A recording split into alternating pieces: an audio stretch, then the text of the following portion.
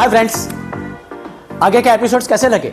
अगर अच्छे लगे तो मुझे शाबाशी दीजिएगा, यूट्यूब पे अपनी कमेंट लिख के भेजिएगा। अगर आपको कोई क्वेश्चन है तो मेरा मोबाइल नंबर आपके पास है, मुझे क्वेश्चन भी पूछ सकते हैं, कभी भी पूछ सकते हैं। जल्द से जल्द जवाब देने की कोशिश करूँगा।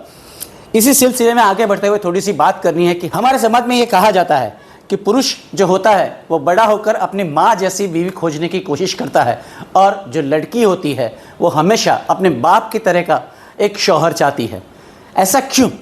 बेसिकली उसमें बहुत बड़ी साइकोलॉजी एंड साइकियाट्री अंदर इंक्लूडेड है।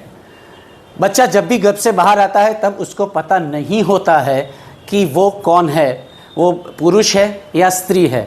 हाँ, उसके जीन्स के हिसाब से उसको अंदर से पता होता है, लेकिन ऐसी बाह्य दुनिया के बारे में उसको नहीं पता। उसके लिए माता कौन है, पिता कौन है, बहन कौन है, मामा कौन है, चाचा कौन है, ये सारे के सारे रिश्ते उसने लर्न किए हैं, उसके बाद में आते हैं। तब तक वो अपनी माता को भी एक स्त्री समझता है, अपनी बहन को भी एक स्त्री समझता है।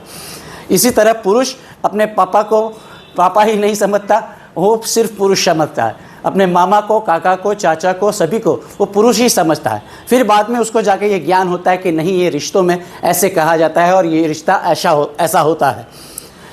बेसिकली ये चीज़ें मैं इसलिए बताना चाहता हूँ क्योंकि बहुत बच्चे हमारे यहाँ ऐसे आते हैं, बच्चे नहीं, अभी तो वो पुरुष हो गए हैं।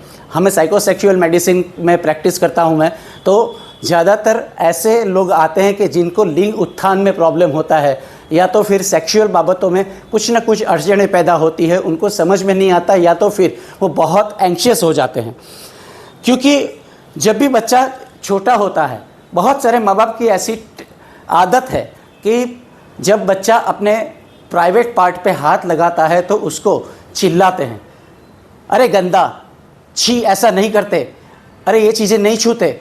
इस प्रकार से उसमें रुकावट डालते हैं। बेसिकली ये कुदरती तरीके का ग्रेटिफिकेशन होता है। अगर वो फेज़ में माँ बाप ने उसको गलत तरीके से अटकाया, गुस्सा करके उसको बंदिश लगा दी, या तो फिर बार बार एक ही चीज़ें कही गई कि ये चीज़ गंदी है, ये चीज़ खराब है, तो भविष्य में उसको सेक्सुअलिटी के बारे में बहुत ही ज़्यादा एंग्जाइटी फील होगी, वो बहुत ही एंग्शियस होगा और सेक्स रिलेटेड समस्याएं उसके जीवन में पैदा हो सकती है, जो कि आगे जाके सिर्फ साइकियाट्रिस्ट करेक्ट कर सकता है। अच्छा साइकियाट्रिस्ट करेक्ट कर सकता है, सिर्फ दवाइयाँ लेने से नहीं, उसको समझाने से भी कि ये चीज़ गलत नहीं है।